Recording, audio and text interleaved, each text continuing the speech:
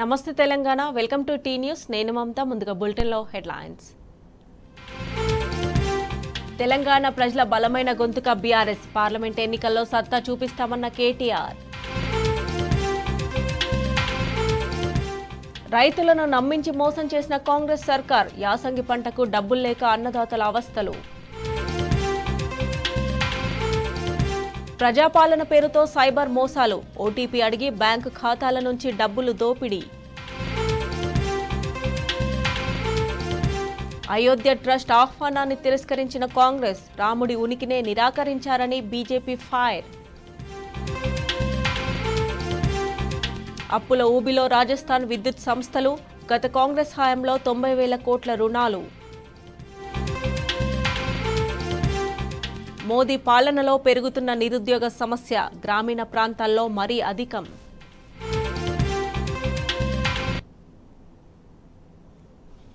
బులెటిన్లో అప్డేట్ చూస్తే వడ్ల పైసలు రాలే రైతు బంధు పడలే దీంతో రైతన్నలు నడిమిట్ల నరకం చూస్తున్నారు రైతులు యాసంగి పంట వేసేందుకు సిద్ధమవుతున్న తరుణంలో చేతిలో డబ్బులు లేక తీవ్ర ఇబ్బందులు పడుతున్నారు పంటలు కొనుగోలు చేసి నిలగడుస్తున్నా కాంగ్రెస్ ప్రభుత్వం మాత్రం డబ్బులు ఇవ్వడం లేదని రైతన్నలు ఆవేదన వ్యక్తం చేస్తున్నారు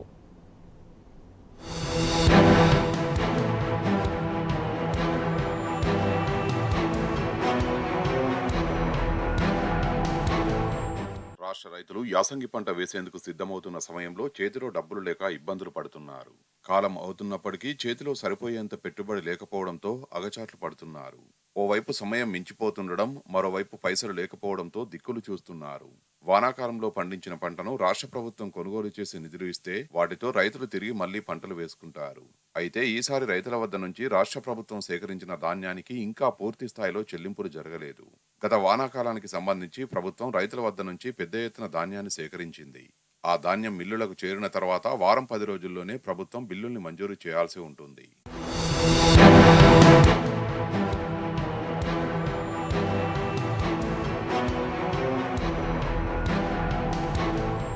గత కేసీఆర్ సర్కారు ధాన్యం కొనుగోలు అంశంలో ప్రత్యేకంగా శ్రద్ధ తీసుకుని నిధుల్ని ఎప్పటికప్పుడు విడుదల చేసేది రైతులు కూడా ప్రభుత్వానికి ధాన్యం ఇచ్చామంటే వారం 10 రోజుల్లో డబ్బులు వస్తాయన్న ధీమాతో ఉండేవారు కానీ ఈసారి పంటలను ప్రభుత్వం కొనుగోలు చేసి నెల గడుస్తున్నా కాంగ్రెస్ సర్కారు ఇంకా పూర్తి స్థాయిలో డబ్బులు వేయలేదు రాష్ట్ర వ్యాప్తంగా జనవరి 9వ తేదీ వరకు ధాన్యం పండించిన రైతులకు రాష్ట్ర ప్రభుత్వ ఆధ్వర్యంలోని పౌర సరఫరాల సంస్థ ద్వారా అందాల్సిన డబ్బులు అక్షరాల 1,000 కోట్ల రూపాయల వరకు ఉన్నాయి ఇప్పటికీ నిధులు విడుదల కాకపోవడంతో రైతులకు ఏం చేయాలో పాలుపోవడం లేదు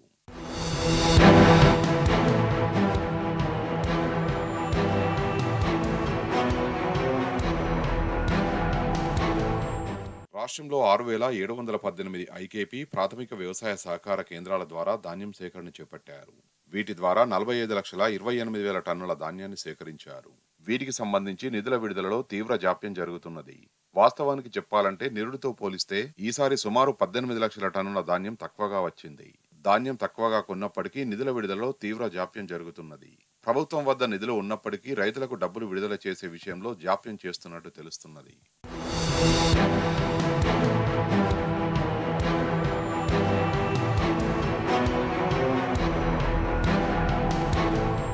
ప్రభుత్వం నుంచి ధాన్యం అమ్మిన డబ్బులు రాకపోయినా కనీసం రైతు బంధు అయినా వస్తుందని ఆశగా చూసిన రైతులకు అడియాసే మిగిలింది రాష్ట్ర ప్రభుత్వం రైతు బంధును విడుదల చేయకపోవడంతో ఏం చేయాలో తెలియక ఇబ్బందులు పడుతున్నారు రైతు బంధు వస్తే వేడి నీళ్లకు చన్నీళ్లు తోడుగా ఉండేదని వ్యవసాయ పనులైతే మొదలు పెట్టుకునే వాళ్ళమని రైతులు అంటున్నారు పనులు మొదలు పెట్టుకున్న తర్వాత ప్రభుత్వం నుంచి ధాన్యం అమ్మిన సొమ్ము వస్తే ఆ సొమ్ముతో యాసంగి పంటను పండించుకునే వాళ్ళమని చెప్తున్నారు రైతు బంధు రాక ధాన్యం డబ్బులు అందక తప్పని పరిస్థితుల్లో మళ్లీ ప్రైవేటు అప్పుల కోసం తిరగాల్సి వస్తున్నదని ఆవేదన చెందుతున్నారు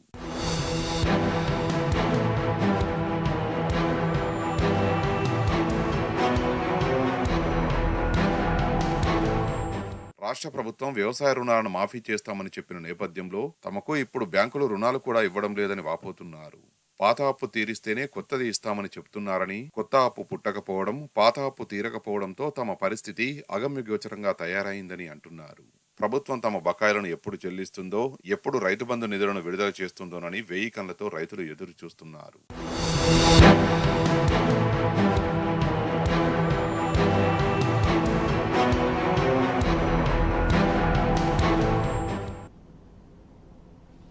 ప్రజాపాలన దరఖాస్తులు రోడ్ల పాలైన ఘటనలో రాష్ట్ర ప్రభుత్వ చర్యలపై సర్వత్రా విమర్శలు వెల్లువెత్తుతున్నాయి. తప్పు చేసిన వారి విషయంలో పక్షపాతం చూపిస్తున్నారన్న ఆరోపణలు వినిపిస్తున్నాయి. ఉన్నతాధికారుల తీరుపై కింది స్థాయి ఉద్యోగులు ఆగ్రహాన్ని వ్యక్తం చేస్తున్నారు. అసలైన బాధ్యులపై చర్యలు తీసుకోకుండా ఎందుకు వారిని వెనుకేసుకొస్తున్నారని ప్రశ్నిస్తున్నారు.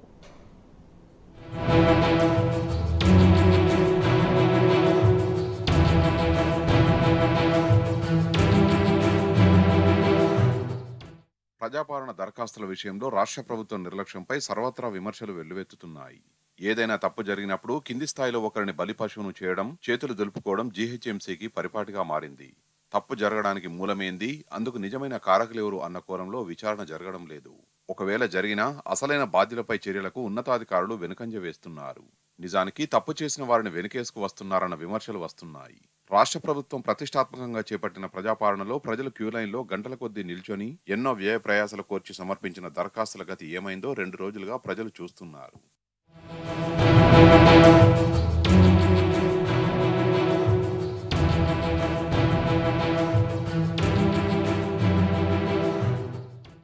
హయత్ నగర్ కు చెందిన దరఖాస్తులు బాలానగర్ ఫ్లైఓవర్ మీద గాలికి కొట్టుకుపోయిన ఘటనపై జీహెచ్ఎంసీలో జరిగిన విచారణ, తీసుకున్న చర్యలు కింది స్థాయి యంత్రాంగంలో తీవ్ర ఆగ్రహం కలిగించాయి. ఈ ఘటనకు అసలు కారకులెవరో ఉన్నతాధికారులందరికీ తెలుసు. ప్రస్తుత హయత్ నగర్ డిప్యూటీ కమిషనర్ రవీందర్ కుమార్ గతంలో కూకట్పల్లిలో పనిచేశారు. ఆ బంధంతోనే స్వయంగా చొరవ తీసుకుని దరఖాస్తులను ఎంట్రీ కోసం అక్కడికి పంపారు. కూకట్పల్లిలోని ధర్మేందర్ ఏజెన్సీకి 14,000 దరఖాస్తుల్ని ఎంట్రీ చేసే బాధ్యతలు ఇచ్చారు. 80 దరఖాస్తుల్ని అప్లోడ్ చేస్తే ₹1,000 చొప్పున చెల్లించేందుకు ఒప్పందం చేసుకుని ఈ అభయహస్తం దరఖాస్తులు అప్పగించారు. మిగిలిన దరఖాస్తులు హయత్ నగర్ సర్కిల్ కార్యాలయంలో ఎంట్రీ అవుతున్నాయి. ధర్మేందర్ ఏజెన్సీకి అమీర్పేటలో మరో కేంద్రం ఉంది. దీంతో కొన్ని దరఖాస్తులను ర్యాపిడో బైక్ పై అమీర్పేట కేంద్రానికి తరలించారు. వాస్తవానికి డాటా ఎంట్రీ ప్రక్రియ సంబంధిత అధికారి పర్యవేక్షణలోనే జరగాలి. మరి ధర్మేందర్ ఏజెన్సీ చేస్తున్న డాటా ఎంట్రీకి పత్రాలను ర్యాపిడో బైక్ పై మరో కేంద్రానికి తరలించేందుకు ఆ సంస్థకు అనుమతి ఇచ్చిందెవరు? ఇవన్నీ విచారణలో తేలాల్సిన అంశాలు. ఈ ఘటనలో డిప్యూటీ కమిషనర్ నిర్లక్ష్యం, అజాగ్రత్త స్పష్టంగా కనిపిస్తున్నా ఉన్నతాధికారులు ఎందుకు చర్యలు తీసుకోవడం లేదనే సందేహం వ్యక్తమవుతున్నది.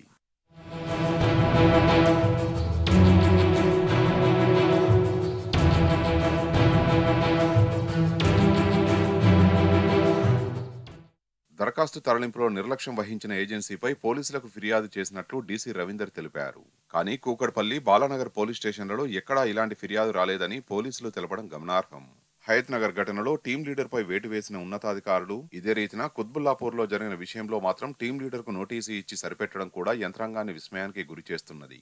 కుత్బుల్లాపూర్ కార్యాలయం నుంచి డాటా ఎంట్రీ ఆపరేటర్లకు దరఖాస్తులు పలహారంలో పంపిణీ చేసినా అక్కడ అధికారులపై చర్యలు తీసుకోకపోగా టీం లీడర్ భార్గవ నారాయణకు నోటీసు మాత్రమే ఇచ్చారు. బాలానగర్ ఫ్లైఓవర్ ఘటనపై విచారణ జరిపిన అధికారి డీసీ నిర్లక్ష్యాన్ని తన నివేదికలో ప్రస్తావించినట్టు విశ్వసనీయంగా తెలిసింది. కానీ ఉన్నతాధికారులు ఈ వాస్తవాన్ని పరిగణలోకి తీసుకోకపోవడం, కుత్బుల్లాపూర్ విషయంలో భిన్నంగా చర్యలు తీసుకోవడంపై జీహెచ్ఎంసీ యంత్రాంగం ఆగ్రహం వ్యక్తం చేస్తున్నది. చర్యల విషయంలో అందరికీ ఒకే రూల్ను వర్తింపజేయాలని సంఘాలు డిమాండ్ చేస్తున్నాయి.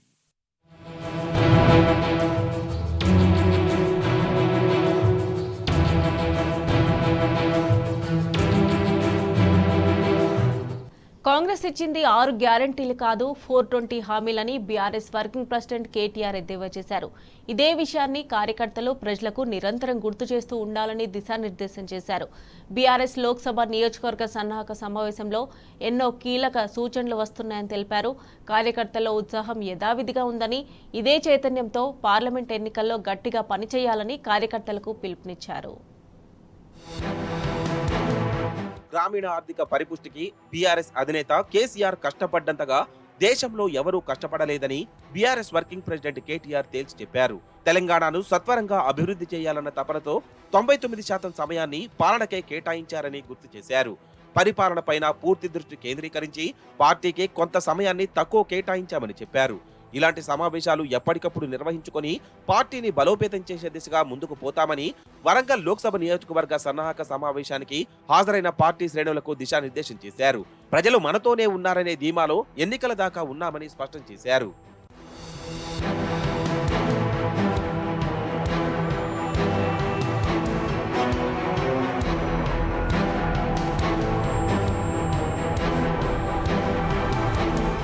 ఓరుగల్లు అంటే ఉద్యమాల వీరగడ్డ.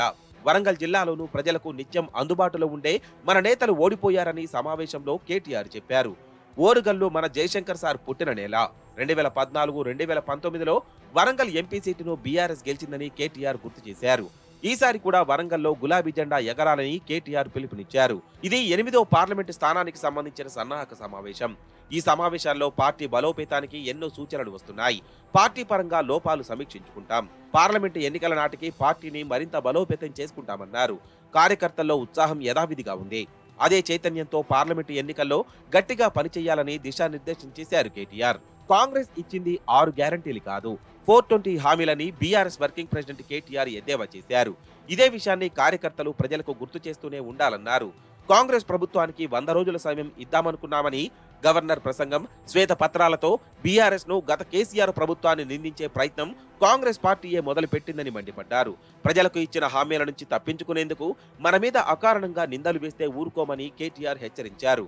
అందుకే అసెంబ్లీలో కాంగ్రెస్ ను గట్టిగా నిలదీశామని స్పష్టం చేశారు. కేసీఆర్ కరెంటు పరిస్థితి బాగు చేశారని, చిన్నపిల్లవాడిని అడిగినా చెబుతారని కేటీఆర్ తేల్చి చెప్పారు. కాంగ్రెస్ అబద్ధాలు చెప్పి తప్పించుకోవాలని చూస్తే ప్రధాన ప్రతిపక్షంగా నిలదీస్తామన్నారు. ప్రజలను వంచాలనుకుంటున్న కాంగ్రెస్ పార్టీకి సినిమా ఇంకా మొదలు కాలేదని, అసలు సినిమా ముందుందని హెచ్చరించారు. తెలంగాణ అభివృద్ధి కోసం కేసీఆర్ తన రక్తాన్ని రంగరించారని, చెమటదార పోశారని గుర్తు చేశారు.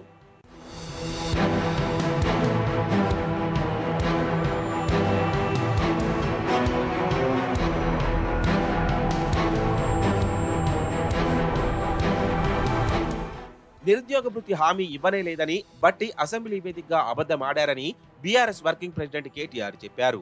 కాంగ్రెస్ నిజ స్వరూపాన్ని వాళ్ల 420 హామీలతోనే ఎండగట్టాలన్నారు. ప్రజలకు మంచి చేసే అనేక సంక్షేమ పథకాలను కాంగ్రెస్ ప్రభుత్వం రాజకీయ అక్కసుతో రద్దు చేస్తుందన్నారు. వాటిపై ప్రజల్లో అసంతృప్తి నెలకొంటున్నదని చెప్పారు. పేద గొంతుకులకు మనం అండగా ఉండాలని కార్యకర్తలకు దిశానిర్దేశం చేశారు. మరోవైపు సీఎం జిల్లాలు రద్దు చేస్తామని అవగాహన లేకుండా మాట్లాడుతున్నారని కేటీఆర్ ఎద్దేవా చేశారు. జిల్లాలో రద్దు చేస్తే ప్రజలు ఊరుకుంటారని ప్రశ్నించారు. నెల రోజుల్లోనే కాంగ్రెస్ పాలనపై వ్యతిరేకత మొదలైందని, కేంద్ర ప్రభుత్వ విధానాలు పేద ప్రజలకు నష్టపరిచాయన్నారు. ఈ అంశాన్ని ప్రజల్లోకి తీసుకెళ్లాలని కార్యకర్తలకు పిలుపునిచ్చారు కేటీఆర్. బీఆర్ఎస్ కార్యకర్తలపై హస్తం సర్కార్ తప్పుడు కేసులు పెట్టి వేధిస్తుందని కేటీఆర్ మండిపడ్డారు. కేసులకు భయపడేది లేదని తేల్చి చెప్పారు. బీఆర్ఎస్ కు పటిష్టమైన లీగల్ సెల్ ఉందని స్పష్టం చేశారు. బాధితులకు బీఆర్ఎస్ లీగల్ సెల్ అండగా ఉంటుందని భరోసానిచ్చారు. తప్పుడు కేసులను ఎమ్మెల్యేలు, మాజీ ఎమ్మెల్యేలు సీరియస్ గా తీసుకుని పోరాడాలని సూచించారు. ఒక బీఆర్ఎస్ ఎంపీపీపై కేసు పెడితే మిగతా బీఆర్ఎస్ ఎంపీపీలందరూ స్పందించాలన్నారు. తప్పుడు కేసులపై ఎక్కడికక్కడ నాయకులు సమిష్టిగా స్పందించాలన్నారు. కేసుల తీవ్రతను బట్టి రాష్ట్ర నాయకత్వం కూడా స్పందిస్తుందని తెలిపారు. ఈ మేరకు వరంగల్ లోక్సభకు సంబంధించి సన్నాహక సమావేశంలో గులాబీ నేతలకు కేటీఆర్ దిశానిర్దేశం చేశారు. ఇక వరంగల్ ఎంపీ ఎన్నికల్లో బీఆర్ఎస్ ఘన విజయం ఖాయమని ఎమ్మెల్యే కడియం శ్రీహరి స్పష్టం చేశారు. ప్రజలంతా కేసీఆర్ నాయకత్వాన్నే కోరుకుంటున్నారని తేల్చి చెప్పారు. మళ్లీ అధికారంలోకి వచ్చేది బీఆర్ఎస్ఏనని కుండబద్దలు కొట్టారు. ఇచ్చిన హామీలను అమలు చేయకుండా కాంగ్రెస్ ప్రభుత్వం కాలయాపన చేస్తోందని ఆయన మండిపడ్డారు. దళిత బంధుపై క్లారిటీ ఇవ్వకుండా దళితులపై వివక్ష చూపిస్తున్నారని కడియం దుయ్యబట్టారు. ఈ మేరకు తెలంగాణ భవన్ వేదికగా బీఆర్ఎస్ వర్కింగ్ ప్రెసిడెంట్ కేటీఆర్ నాయకత్వంలో వరంగల్ ఎంపీ నియోజకవర్గ సన్నాహక సమావేశం జరిగింది. పార్టీ చాలా బలంగా ఉంది. కేసీఆర్ నాయకత్వాన్ని ప్రజలు ఇప్పటికీ బలంగా నమ్ముకుంటున్నారు, విశ్వసిస్తున్నారు. చిన్న చిన్న పొరపాట్ల వల్ల మనము అధికారాన్ని కోల్పోయాం.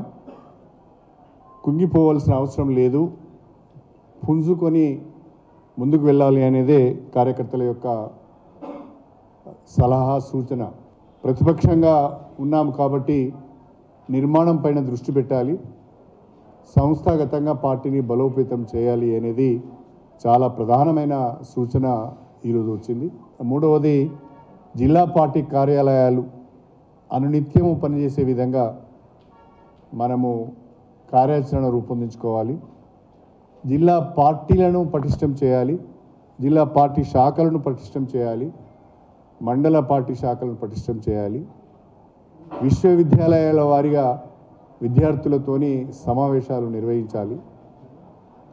ఎక్కడైతే పొరపాటు జరిగిందో ఆ పొరపాటు సరిదిద్దుకునే విధంగా ముందుకు వెళ్ళాలి అని కార్యకర్తలు సలహాలు ఇవ్వడం జరిగింది. దానిపైన మా పార్టీ వర్కింగ్ ప్రెసిడెంట్ గారు కూడా చాలా సానుకూలంగా స్పందించారు. ఇక నుంచి పార్టీ నిర్మాణం పైన దృష్టి పెడతాం. కార్యకర్తలందరినీ కూడా నాయకులను కార్యకర్తలను గుర్తించడం జరుగుతుంది. జిల్లా పార్టీ కార్యాలయాలు కూడా ఇక నుంచి పటిష్టంగా పనిచేస్తాయని చెప్పి కూడా వారు విశ్వాసాన్ని కార్యకర్తలకు ఇచ్చారు. అదేవిధంగా రేపు జరగబోయే లోక్సభ ఎన్నికలలో వరంగల్ పార్లమెంటు నియోజకవర్గం పైన కేసీఆర్ నాయకత్వంలో గులాబీ జెండాను ఎగరవేస్తామనే ఒక నమ్మకాన్ని కూడా కార్యకర్తలు పార్టీకి ఇవ్వడం జరిగింది. ముఖ్యమంత్రి గారు కానీ లేదా ఉప ముఖ్యమంత్రి గారు కానీ ఏ ఒక్కరు కూడా స్పష్టంగా మేమిచ్చిన ఈ 6 గ్యారెంటీలను లేదా మేము వివిధ డిక్లరేషన్ల ద్వారా BC declaration, SC declaration, youth declaration, మహిళా డిక్లరేషన్, రైతు డిక్లరేషన్, ఇంకా అనేక డిక్లరేషన్ల ద్వారా రాష్ట్ర ప్రజలకు ఇచ్చిన హామీలను ఏ రకంగా అమలు చేయబోతున్నారో స్పష్టంగా చెప్పడం లేదు, స్పెల్ అవుట్ చేయడం లేదు. ఉదాహరణకు రైతుల రుణమాఫీ ఉన్నది. ఈ 100 రోజులలో చేయలేము, లేదా 6 నెలలకు చేస్తాము, లేదా వచ్చే సంవత్సరం చేస్తాము, లేదా రాష్ట్ర ఆర్థిక పరిస్థితి కుదుటపడ్డ తర్వాత చేస్తాము, లేదా మేము లోన్స్ కొరకు అప్లై చేసుకున్నాము, కేంద్ర ప్రభుత్వం నుంచి ఆర్థిక సహకారం అడుగుతున్నాము, లేదా రిజర్వ్ బ్యాంక్ ఆఫ్ ఇండియా నుంచి లోన్స్ కొరకు అప్లై చేసుకున్నాము, అవి వచ్చిన తర్వాత ఇస్తామని ఏదో ఒక భరోసా ఇచ్చే విధంగా వాళ్ళు ఇచ్చిన ఏ ఒక్క హామీ మీద కూడా స్పష్టమైన ప్రకటన రావడం లేదు. అది రైతుల రుణమాఫీ కావచ్చు, లేదా రైతు బంధు కావచ్చు, లేదా వరి ధాన్యానికి ప్రతి క్వింటల్కు 500 రూపాయల బోనస్ కావచ్చు, మహాలక్ష్మి పథకంలో చెప్పిన విధంగా ప్రతి మహిళకు 2500 రూపాయలు నెలకు ఇవ్వడం కావచ్చు, గ్యాస్ సిలిండరు 500కి ఇవ్వడం కావచ్చు, పెన్షన్లు 4000కు పెంచి ఇవ్వడం కావచ్చు, 200 యూనిట్ల వరకు ఉచిత విద్యుత్ విషయంలో కానీ ఏ ఒక్క విషయంలో ఏ ఒక్క హామీ విషయంలో కూడా స్పష్టత ఇవ్వలేకపోతున్నారు. అంటే ఇవన్నీ చూస్తూ ఉంటే మీరు మెల్లగా ఈ హామీలన్నీ నెరవేర్చలేని పరిస్థితులలో కాలయాపన చేయటానికే ఎక్కువ ప్రాధాన్యత ఇస్తున్నట్టుగా కనిపిస్తున్నది. నేను స్ట్రేట్గా బట్టి విక్రమార్క గారిని ఒక విషయాన్ని అడుగుతున్నా.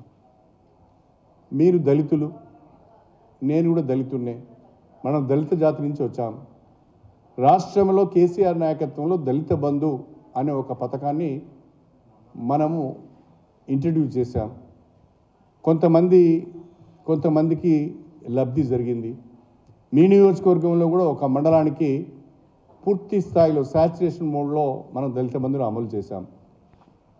రెండవసారి దళిత బంధు ఇచ్చే క్రమంలో కూడా బెనిఫిషరీస్ సెలెక్షన్ జరిగింది. కలెక్టర్స్ అందరూ కూడా బెనిఫిషరీస్ సెలెక్ట్ చేశారు. ఇప్పుడు ఆ సోదరులందరూ, ఆ దళిత సోదరులందరూ కూడా దళిత బంధు వస్తుంది అని ఆశతో ఎదురు చూస్తున్నారు. కానీ బట్టి విక్రమార్క గారు ఒక మాట చెప్పలేకపోతున్నారు. దళిత బంధు అనే పథకం కొనసాగుతుంది. బీఆర్ఎస్ ప్రభుత్వం 10 లక్షల రూపాయలు మాత్రమే ఇచ్చింది. మేము దాన్ని 12 లక్షల రూపాయలకు పెంచాము. ఈ 12 లక్షల రూపాయలను కూడా పలానా నెల నుంచి పలానా రోజు నుండి లబ్ధిదారులకు ఇస్తాం, లేదా ఇప్పటి వరకు ఎంపిక చేసిన లబ్ధిదారులను మేము ఒప్పుకోవడం లేదనో, లేదా వాళ్ళకిచ్చిన వాళ్ళ అకౌంట్లోకి వెళ్ళిన నిధులను కూడా ఫ్రీజ్ చేస్తున్నారు. అంటే దళిత బంధు పైన మీ యొక్క వైఖరి ఏంటి? దాన్ని కూడా మీరు చెప్పడం లేదు. 1989లో ఎన్టీ రామారావు గారు ముఖ్యమంత్రిగా ఉన్నారు. 1994కు వచ్చే వరకే ఎన్టీ రామారావు గారు మళ్ళీ బ్రహ్మాండమైన మెజార్టీతో అధికారంలోకి వచ్చాడు. కాంగ్రెస్ పార్టీకి ప్రతిపక్ష హోదా కూడా రాలేదు అని చెప్పాను. 1994లో కాంగ్రెస్కు 26 సీట్సే వచ్చాయి. నేను అప్పుడే ఫస్ట్ టైం ఎంట్రీ అయ్యాను, ఎమ్మెల్యే అప్పుడే వచ్చాను నేను. ప్రతిపక్ష హోదా రాలేదు వాళ్ళకు. అయితే నేనేమన్నానంటే 5 సంవత్సరాలలోనే ఫలితాలు తారుమారైపోయినాయి, ప్రజల ఆలోచన తారుమారైంది. మనం ఎవరం కూడా కుంగిపోవాల్సిన అవసరం లేదు, బాధపడవలసిన అవసరం లేదు. వీఆర్ అగైన్ కమింగ్ బ్యాక్ అని చెప్పాను. Definitely will come back.